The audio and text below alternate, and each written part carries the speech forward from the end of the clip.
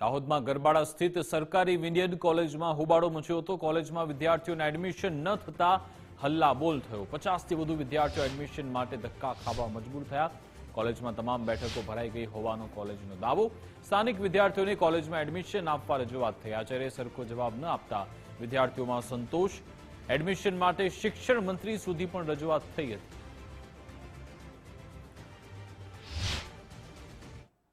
બધા વિદ્યાર્થીઓના એડમિશન થયા નથી। એમના એડમિશન માટે અમે આચાર્ય સાહેબશ્રીને રજૂઆત પણ કરી છે। અમારે હલ્લાબોલી પણ થઈ છે અને પ્લસ આ સ્થાનિક વિદ્યાર્થીઓ છે એ સ્થાનિક વિદ્યાર્થીઓને અહીંયા એડમિશન મળે અને એમનું શિક્ષણ અહીંયા મેળવે એ અમારી બધાની આશા છે। અને આ તમામ વિદ્યાર્થીઓને અન્ય જગ્યા પર કોઈ જગ્યાએ એડમિશન મળવાના નથી, તો એ લોકોને સ્થાનિક જગ્યા પર એડમિશન મળે અને એ સ્થાનિક જગ્યા પર એમનો અભ્યાસક્રમ પૂર્ણ કરે। કેમ કે અહીંયા આ લોકોને એડમિશન અમુક ટકાવારી સુધી અટકાવી દેવામાં આવી છે અને અહીંયાના જે આચાર્ય દ્વારા એવો પ્રશ્ન પણ કહેવામાં આવી રહ્યો છે કે અમારી પાસે ઓરડા નથી।